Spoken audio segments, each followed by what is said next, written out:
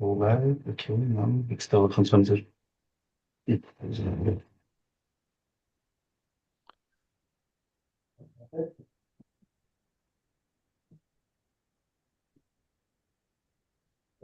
We are live already.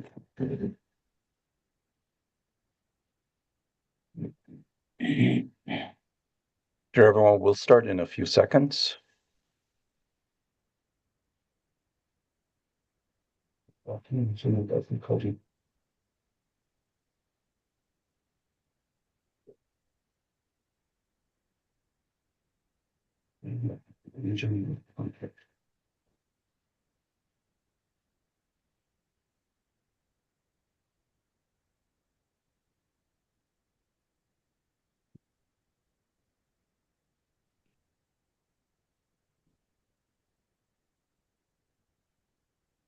Just someone.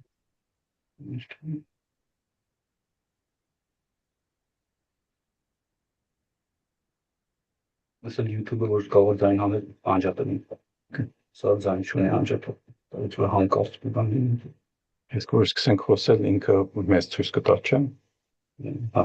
After the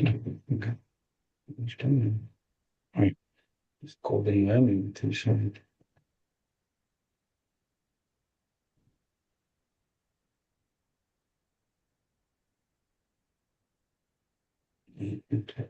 Shows Zasiot, Hitsunerko, Utut, Veciot.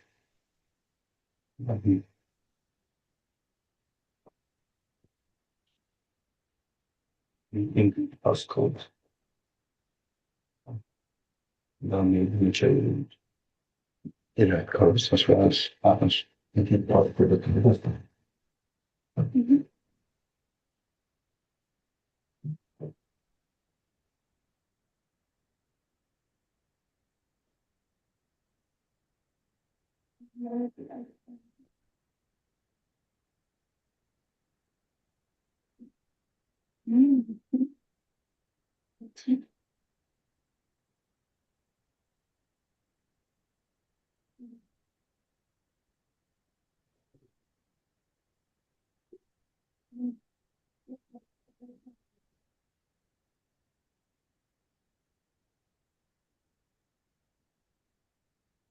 Looks like there's still some people joining. I guess we wait 1 or 2 more minutes before we Yes, start.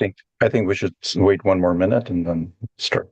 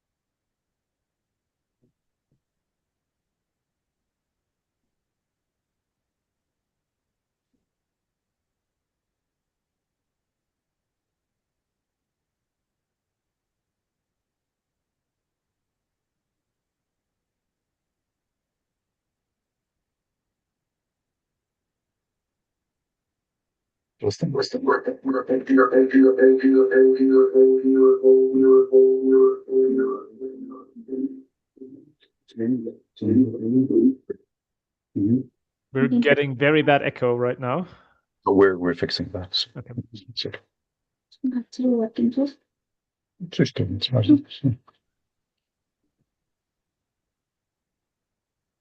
Yes, why was this Okay, we're ready to go, right? Okay, let's go. Is most of the audience researcher in urban ecology, or is a broad audience? We don't know. It's a mixed group. Some are students, some are probably the field of urban ecology and so on. So we have a pretty mixed group. Yep. So I'm also seeing some people from our contacts among Armenian NGOs and SDC Armenia. Okay. Okay.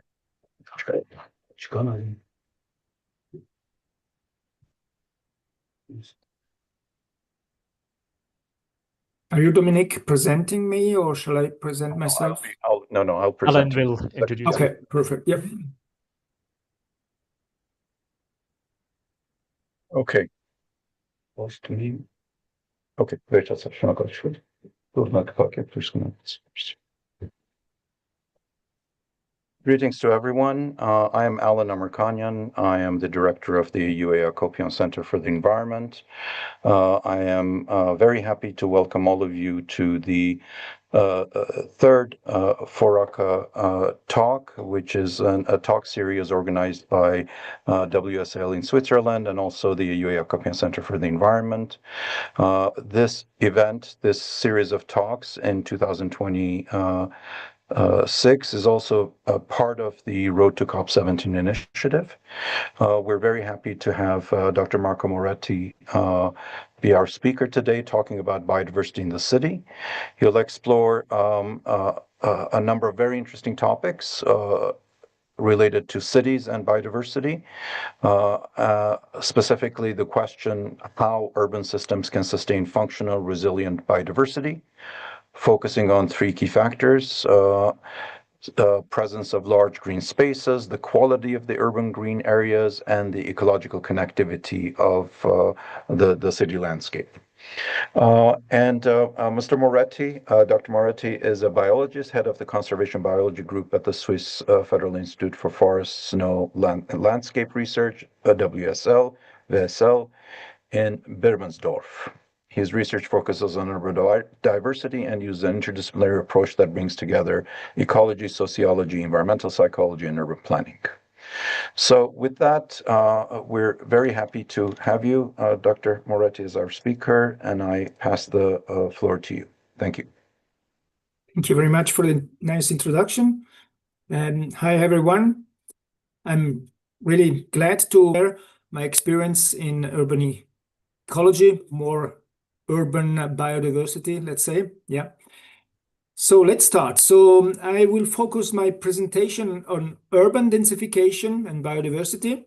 Urban densification being something very important nowadays in Switzerland, and I guess also all over Europe, because to stop a bit, to counteract the urban sprawling that have been going on for decades. So I will bring you wait a minute, why it doesn't go. Okay, I will bring you on a journey through some points. One is like urbanization and urban densification in Switzerland. So some date, some fact, the effect of urban densification on biodiversity. And to answer this question is, what does biodiversity need in urban areas? And how can we preserve biodiversity despite the urban densification? So can we somehow compensate through some measures? Right. Maybe this is very new for you, that urbanization is increasing all over the world. You see the big dot, the red dot are the mega cities, and below you see, or maybe I can use the mouse. So the amount of the percentage of people already living in cities or in urban area with Europe with more than 70%, and all over the world we have already crossed the 50% of people living in urban area.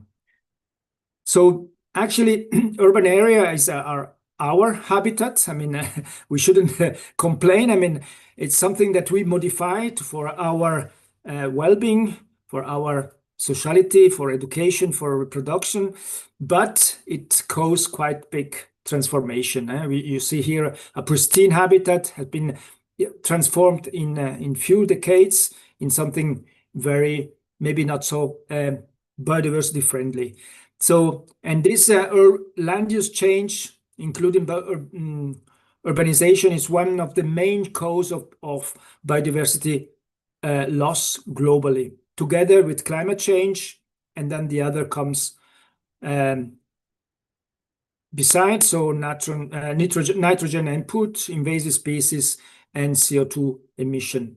But land use change is one of the main causes of biodiversity loss.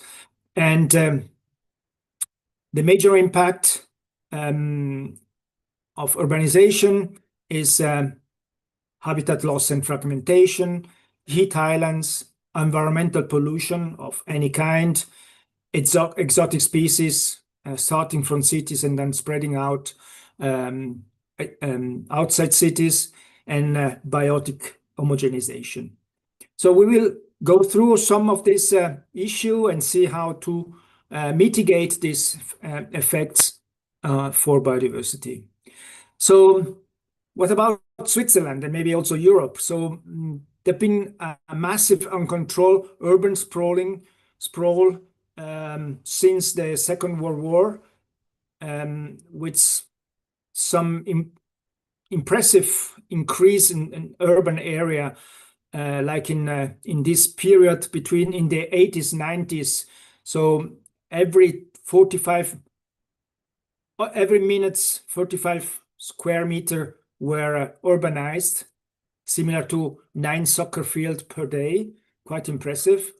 And the main cause is for sure urban growth, but it cannot explain everything. So there have been also major social economic changes and increased mobility. So roads and parking lots really take a lot of space, more than, I would say, more than the buildings. And for instance, between 1935 and 2000, in Switzerland, the population only grew by 75%, while the urbanized area, so the sealed area, increased by double. So it must be more than just population growth. Right. So in response of this sprawl, we vote in Switzerland. We have like a direct democracy where we vote for things, and referendum in 2013, where we decide to change our spatial planning legislation and go for inner city densification. So actually, instead of sprawling outside and use very valuable agricultural land or semi-natural land, we will densify the cities. But of course, this will have some cost, and this is what we are going to explore today. So the question is, what are the consequences and what needs to be taken into account when densifying cities? Right, so cities face major challenge nowadays. So there is, as I said, the population is growing dramatically, or steadily. There is an urban densification going on. There is climate change. There are extreme weather events challenging two major axes. On one hand, cities have to provide life quality, so well-being for people, housing, social justice, mobility, and so forth. On the other hand, we committed internationally to have that cities are also contributing for biodiversity and not just being actor and look how it declined, but they can take action to at least maintain biodiversity in cities, because we know there is a link between biodiversity and life quality. And this can be done through reducing pollution, extensifying management or structure, or increase the structure of green spaces. So as I said, this was signed internationally through different agreement, convention, biological, and the Sustainable Development Goals. So we can reach these goals through blue-green infrastructure.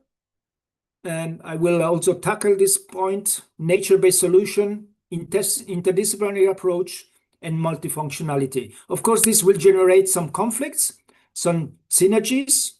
And yes, this is how life in cities has to be coupled, managed. So what happens in cities for biodiversity? So usually this is the classical hierarchical top-down approach, where we can imagine from a global species pool only a subset of species go through this filter. Is like a hierarchical filtering approach, and this filtering are built by social ecological aspects. Could be management, could be building, could be traffic. So this subset of species will provide for us ecological processes, and on top of all, also our life quality of people and residents. And this is the classical understanding. So these species do not, so also they interact, and through the interaction, food web, and together with the biomass, which is also important, it's important that species are present with a given number of individuals. They provide together the ecosystem service we need. And if this is removed or disappeared, then also the ecosystem services also disappear. Right, but then there is also another story behind urban biodiversity in cities. It's that cities provide new biotic interactions, so new environment where species interact with that are not present in nature. So there are new species assemblages coming in. And through all this new environment, new conditions, there are also adaptation and rapid evolution. So, and this was also testimonied by research, so quantitative research, saying that cities are hotspot for threatened species, refuge for insect pollinators, and on top of all also this new vision of ecoevolutionary dynamics or adaptation to life in the city. So I will go through all these things during my next 30 minutes, but I will start asking myself or the audience what needs actually biodiversity in cities. So I refer to this review paper by Belinda et al. In Ecology Letters. She looked at 75 cities around the world, and these are all the factors she looked at both local scale and landscape scale, and the dots are on the right hand side are positive for biodiversity, and on the left side negative. So, and Belinda et al. They identify three major axes. One is that biodiversity needs large space, high quality of those spaces, both in aquatic and green, and at the landscape scale, this space need to be connected. So now we go through each of these with some example or some theories as well. So large space, why that? Actually, there is like a mathematical law that says that if the space increase 10 times, then the number of species double. So this is derived by the well-known island biogeography theory by MacArthur and Wilson. They explored islands in the ocean and look at reptiles and found this linear relationship between dimension of the islands and number of species found. In cities, this relationship seems to be also true, both in plants and animals, with an area explaining the increasing area explaining the increasing of number of species. Of course, the islands are not in the sea; they are in cities, and they can be they can go from a very small island of green around trees or large parks. These are our islands. And there is this nice study by Wegener and Kupfer checking many of these islands, small, so along a area number species relationship, from very small to very large parks, and also found that also small islands can provide quite consistent or high number of species, similar to the large one. And this opened a question or a debate on the SLOSC, so-called SLOSC, so single large or several small. Is better to have like all the green possible in a city combined together, like a Central Park in New York, or is better to have them scattered and divided in or disseminated in the area? This is a open question, still open question, and we will see some of the reason why one of the other is better. So the next one is the quality. So the quality can be like a structure rich park with different layers, so from meadow to shrubs and trees, canopy, or indigenous plants, so native plants. This is everything that's contribute to quality. So again, so what say the literature? So whenever we define quality, so could be like an increase in structure or increase in number of species, resources, flowers. Usually we have like a increase in biodiversity. So this is, in this case, is one of our study, increasing number of plant species in a garden. It provides more resources for biodiversity, invertebrate biodiversity, but also the literature across different taxa. It shows that if you increase like the degree of naturalness or habitat quality, the number of species increase. So it seems like this habitat quality can somehow compensate or contribute to maintain biodiversity in city. So some examples like, exotic versus native. I mean, I can increase number of plants in a garden or in a park, but it depends whether they are exotic or native. And this study by Lerch et al. Shows that for pollinators, it seems like the number of interaction here, the number of interaction really increase by 50% if the plants are native. If the plants are ornamental of the same genus of the native, there is like still like a visitation rate by the pollinators, but if they are really exotic, this interaction really decrease quite substantially. And the same seems to happen with herbivores, less clear, but it seems like native species can contribute to maintain the diversity of herbivores. And of course, if the amount of exotic species, I mean, we are still in cities, so people decide upon which plants they want to plant in their gardens. But if this, and so far, I mean, the literature say that usually in cities, the number of exotics can go from 30% up to 80%. But if really goes up, this interaction network could be really be disrupted. So let's go to the connectivity. Connectivity is a bit less understood or studied, maybe also because it's difficult.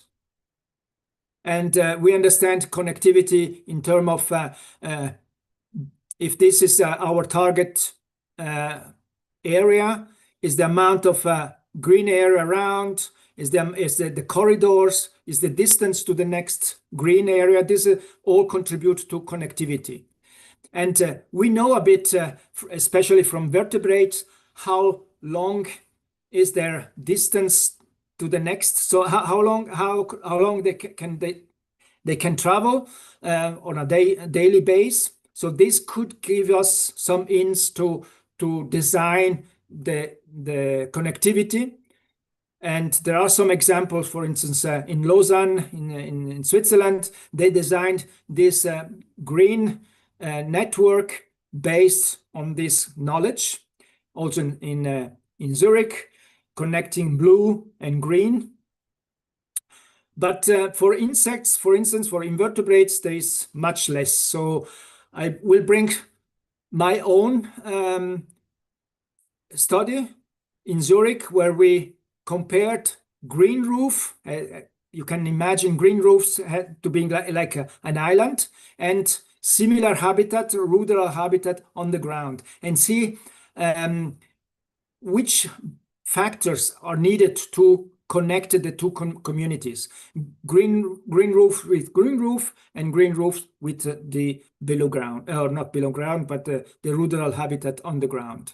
And we used like 4 model taxa with different mobility, from bees and weevils being quite mobile, but spiders and ground beetles being not so mobile, more ground dwellers. And we see that, okay, this bar indicates the importance of the variables.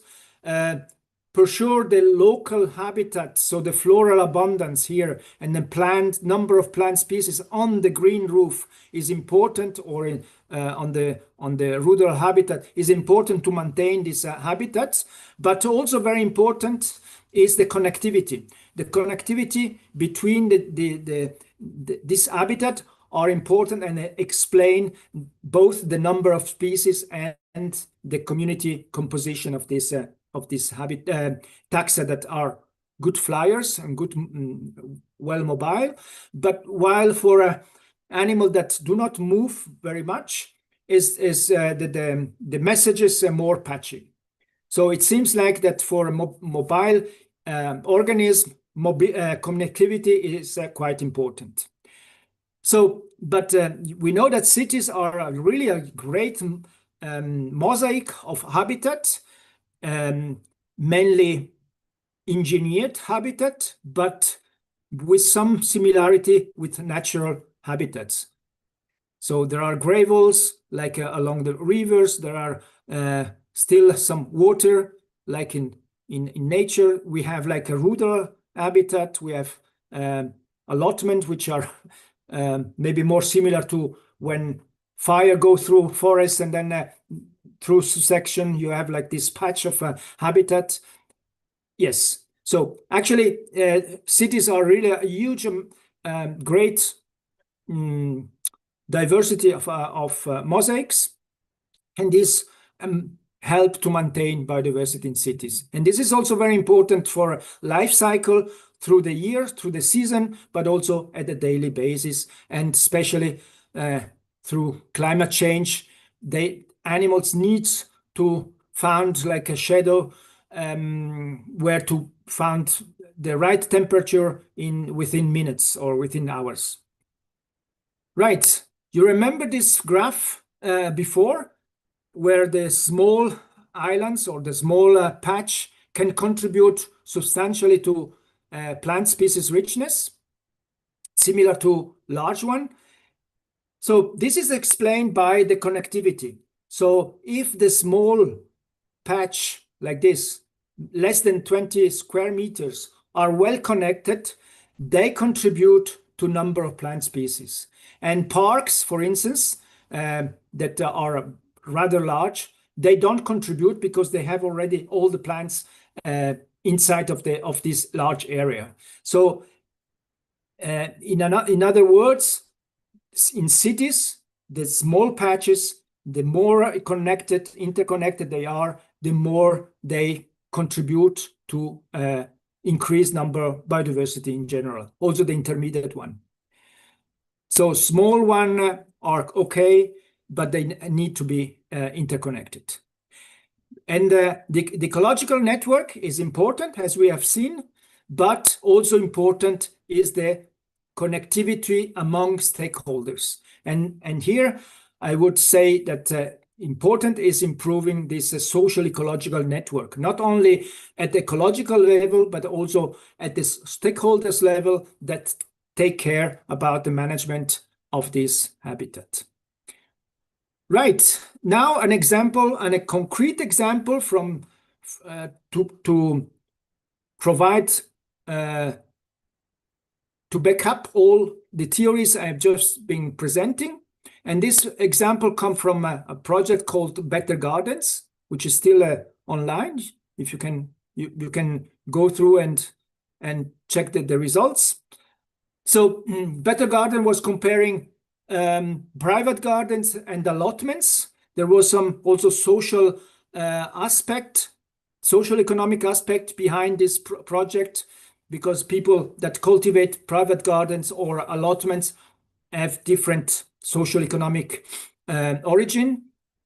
But we look this now from the lens of the biodiversity. So we selected 80 gardens, 40 private and 40 allotments along two major axes, urban densification and management intensity. Urban densification at a large scale, so landscape scale, and management intensity at the local scale. And then we did like a traditional plant survey in these gardens, and for both plants and invertebrates using standard methods like color ball or pitfall traps. And we try to sample quite a amount of different taxa, covering also different trophic levels. Right, for just to give like an idea what we found. So in 80 gardens, we found more than 1,000 species, which is not too bad. I mean, compared to other studies, similar studies outside cities. And more or less 50% of the plants we found were native and 50 were exotic. But also we found also some species of conservation concerns, which show that cities are not like just a black hole where all the species disappear. They can also maintain population of species of conservation concern. The major factors affecting plants are the number of habitat, or maybe starting with the size. The larger the garden is, the more species. It's confirmed this highland theories. The number of habitat, the more different habitats in the garden, so flower beds, lawn, or bare ground, the more species, and management intensity affecting negatively. For the invertebrates, we found more or less the same amount of species, more than 1,000 again, very comparable to other ecosystem for the 13 weeks of sampling. Maybe is the number of individuals that is quite low. I mean, usually we have many more individuals for this number of species. So maybe the biomass is not so high in cities, but the major groups were like Hymenoptera, so wasp and bees, Coleoptera, so bees, beetles, and true bugs. Maybe this is also affected by, influenced by the methods we used, and all the other group were minus. But the variable which are important to maintain that drive the number of species are again, so management intensity negatively. So the more intensive the management, the less number of species, and this can be compensated or mitigated by the number of plant species. So if you increase the number of plant species in a garden, then you have like more species. But the two most important variable are the sealed area. So the sealed area influence dramatically, and the length of the bar is the importance of the variable, negatively the biodiversity. And we come back to this sealed area is equal urban densification. if you densify, you remove green area. And these are the most important factors. But the question is, how far can urban densification go? I mean, is there any threshold, tipping point where above this we start to get some problem? So we tested this at two spatial scales. One is 30 meters around the gardens, just to have an idea. Also at a very small scale is nearly the size of the garden, but also at a larger scale where we tested also the contribution of the other green area around this garden, more like in idea of connectivity. And we can see that across all these taxa, the blue one are the flying one, and the brownish are the ground beetles, the ground dwellers. We can see that above 60% of silt area, all the groups start to decline. The ground dwellers are already quite low at the beginning, so also when it's very green, because maybe the cities is filtering already at the beginning. But if all the flies, insects are declining at a given point, and this point is 60%. If we take into account the contribution of the other greens area around, we see that this effect is mitigated. So the connectivity, the more green there are around the gardens, the more this the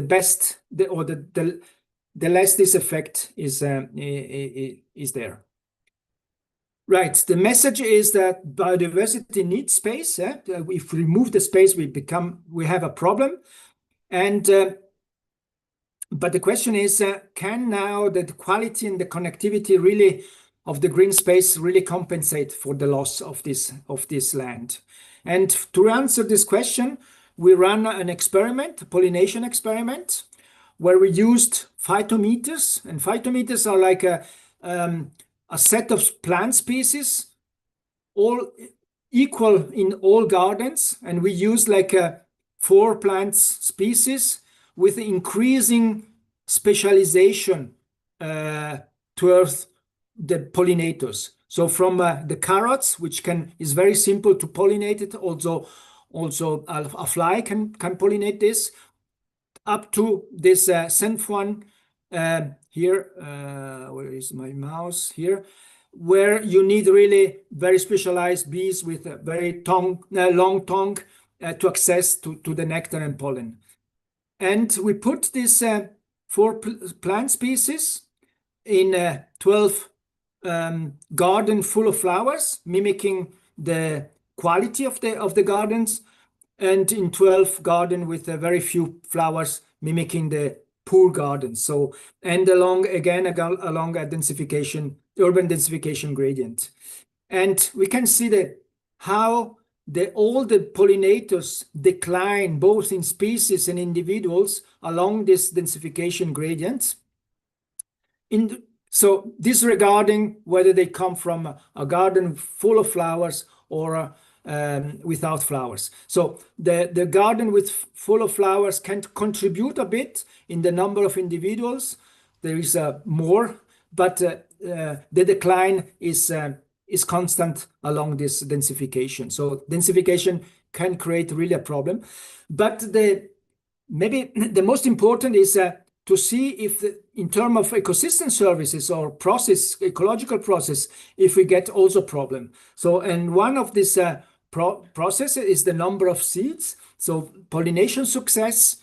And we can see that along this, always along this urbanization, urban densification, and we can see that for simple flowers, the decrease in pollinators also is reflected by a decrease of seed set, of pollination success. The more the flowers become specialized, the more the contribution of garden full of flowers can mitigate and maintain constant the production of seeds. So we can see it in the radish, but especially in the Senfone, where the green here, the garden with full of flowers, is able to maintain the pollination success and the number of seeds, while the poor garden, here my mouse is not always responding here, so it declined with urbanization or urban densification. So message is that improving the quality of habitat can only partially compensate the loss of biodiversity. But I mean, it's not that it is not worth to plant resources or flowers. It's only we don't have to be naive. If you remove land, we can only partially compensate this removal of land. So what other measure can we adopt to compensate?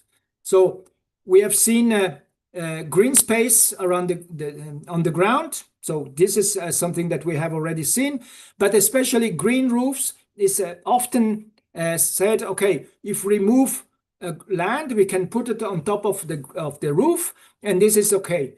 Let's see if this is true. And also green walls is always as often told us that it can compensate for habitat loss. We have to say that in terms of literature or studies, I did like a short literature research in Web of Science, and seen that 80% of the studies are done in green space on the ground, only 50% on the roof, on green roof, and only 3% in the green wall. So we know far less about green roof and the green walls. Let me go back to these studies that I presented before with the green roof and rural habitat, with this group of taxonomic groups. And we see that on the green roof and rural, here in this Venn diagram, 50% of the species are shared. Okay, it's fine. Seems to be fine. So it seems that green roof could host at least 50% of the species that are also in the ground. But still, the habitat on the ground still hosts 30% of unique species there. And on the ring groove, only 14%. Is this enough? I don't know. But I mean, to me, 50% is still only half of the species. So the green roof can host only half of the species we lose on the ground. So the message is green roof partially compensate for the loss of green space on the ground. And the same in another studies we performed in Zurich, where in this case, we didn't focus only on 4 taxonomic groups, but we used eDNA, so environmental DNA, to compare green roofs here with the land on the ground. And through eDNA, we then cover really a lot of taxonomic groups, both flying, ground dwellers, and below ground here, flying, ground dwellers, and below ground organisms. And in this case, the picture is a bit different, similar but different. You see here the contribution of green roofs. We have more or less 40% of the species that only occur in green roofs, and 50% of the species that only occur in green space underground. And only 10% were in common. The composition, okay, this is not very important, but if you look a bit at the color, the distribution of the color is similar in all the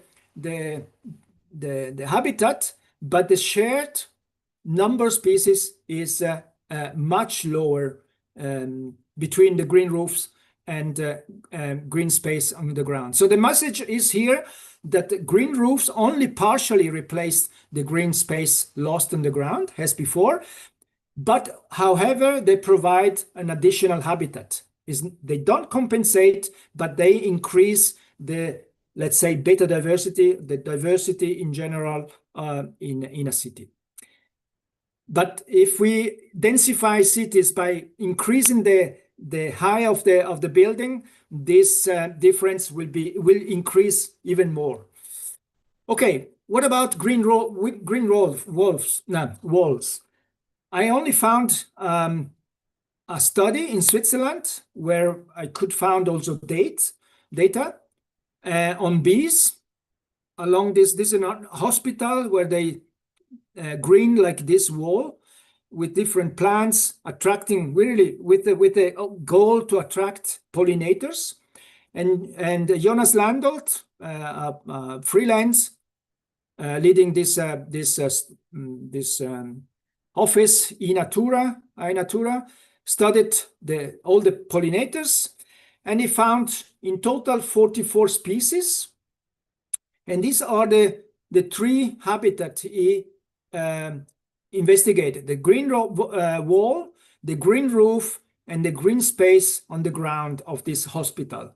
And he found 20 species unique in the green space on the ground, 4 on the green roofs, and only 1 unique in the green walls, and 7 in common. I mean, this really shows that both green roof and green walls cannot compensate the 20 species loss. So we have here a bit of other data. So also in terms of number of endangered species, green space on the ground do much better than on the green roof in terms of endangered species. This number of species we have seen, and also in terms of abundance, number of individuals, the green space on the ground provide much more resources to sustain this number of individuals. And also along the gradient, the question could be like, maybe if the building is too high, they don't manage, but I don't see really a big difference between a high wall sector or low wall sector. More or less, they have the same number of species, the same number of individuals. So, short story, I take a sentence of this biologist. He says in his report, a green wall complements the surrounding vegetation, but does not replace it. So no magic. If you remove habitat on the ground, you cannot compensate totally with other measures. So take-home message of my talk is urban biodiversity needs space quality and connectivity. This is a study by Belinde et al. Second message is that the amount of a sealed area is the main cause of biodiversity loss, and improving the quality of the green can partially offset this loss. Then green roof and walls cannot replace green space on the ground, but they can provide additional habitats, which is also fine. And even small and medium size, not shops, but space have great potential if they are well connected to one another. And last but not least, in addition to the ecological network, the network of stakeholders who manage this infrastructure is also very important. So increasing the social ecological network is crucial to make the things working well. And with that, I'm finished and ready to answer to your question. Very good. Thank you very much. It was really a tour de force. You just basically took us through 1 semester of course on urban biodiversity with incredibly valuable data and research. Thank you very much. Let me just maybe start the discussion with a question on my part. So these are the last take-home messages. I think if you're an architect, urban planner, this is what you look at.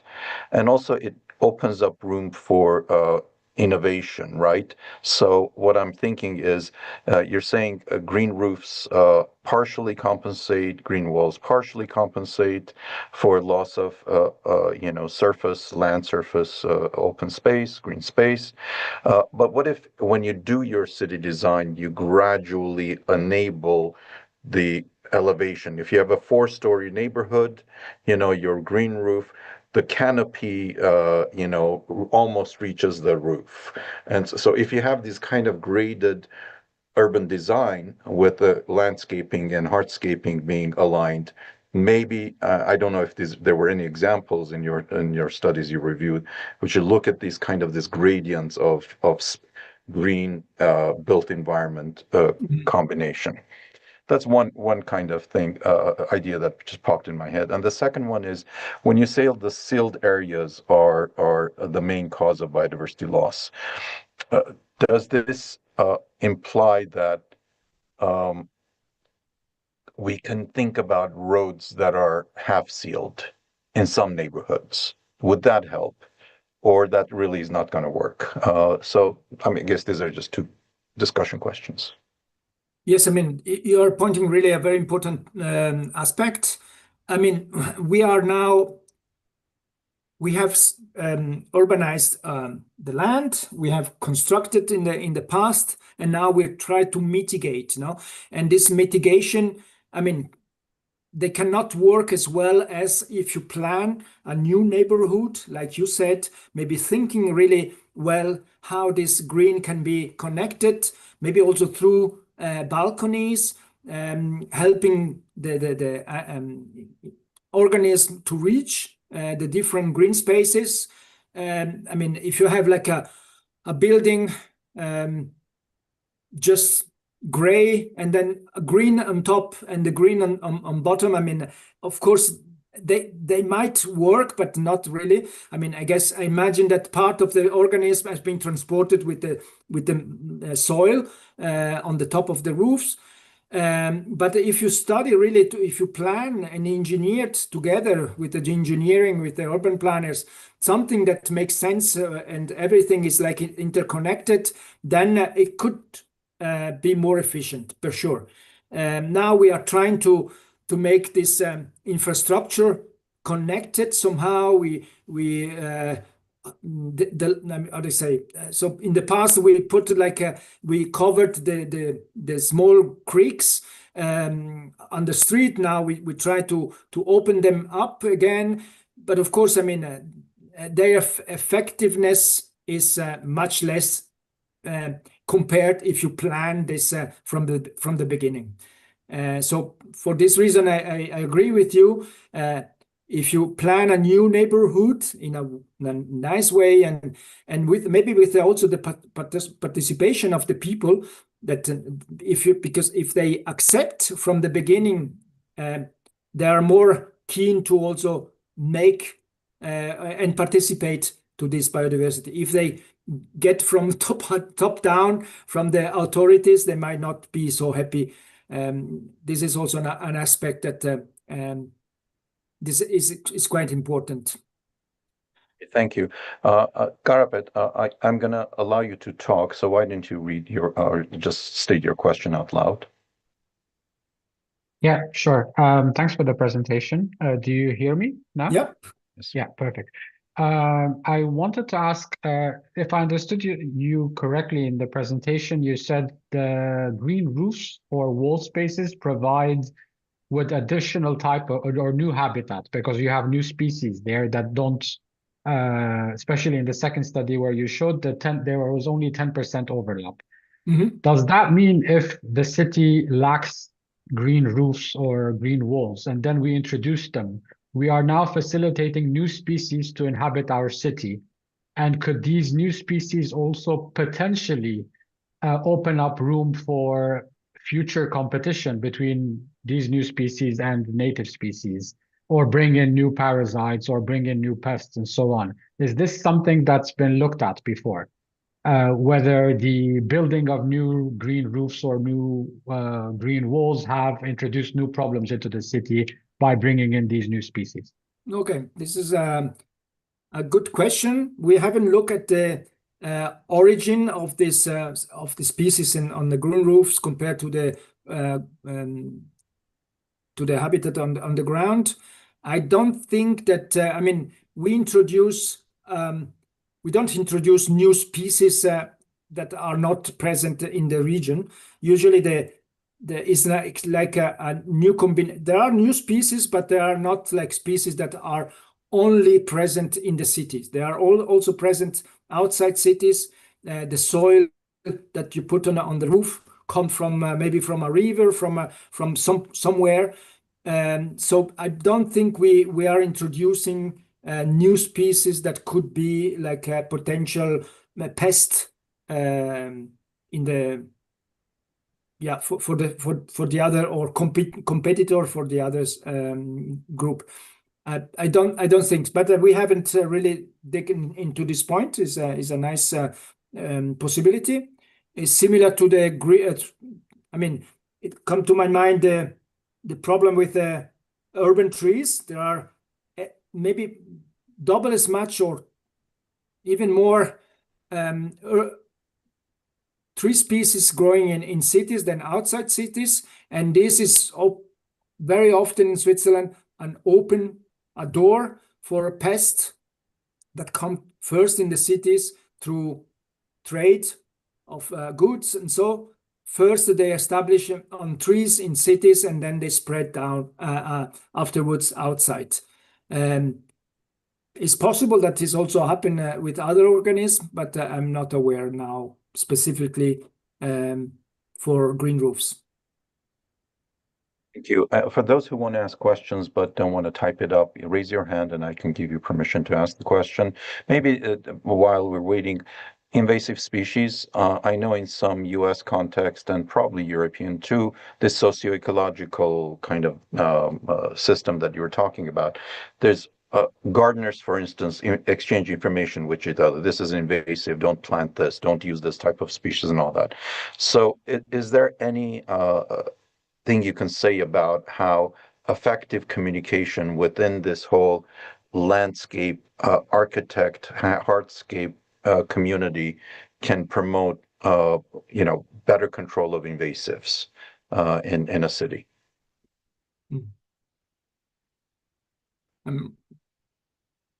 I'm not. No, I mean, unfortunately, it's not really my topic. I know that there are colleagues more looking at this point. I try to look to see that the biodiversity in cities is here rather from the positive viewpoint to promote species. Of course, the non-native species is always a problem, and now with the current project we have, like it's called PAPUS, we try to understand how gardeners and how real estate managers select the plants, because with the plants they select, they often also transport the eggs and the larvae of possible pathogens. And there is a huge problem with the plant center, so the plant providers. They cultivated these plants maybe in France, in Germany, because they cost less. And then when they come in Switzerland, they are not tested one by one and they can transport pathogens. So I think it's more related to the plant traits, that lack of control.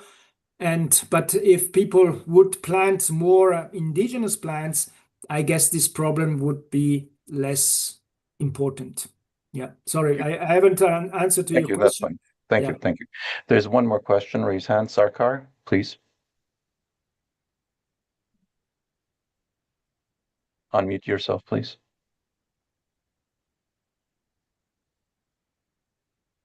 We can't hear you. Can you? Yeah, go ahead.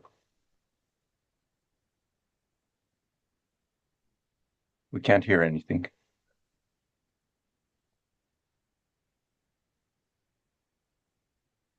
Can you maybe type up your question, please?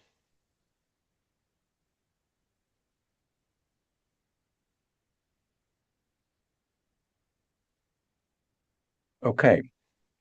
All right. Any other questions, anyone?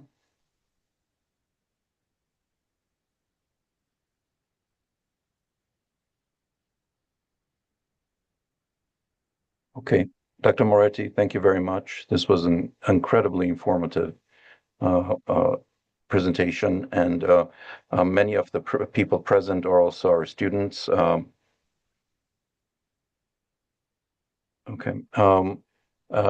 there was just the question, why is it that the species are more in green spaces than the green walls?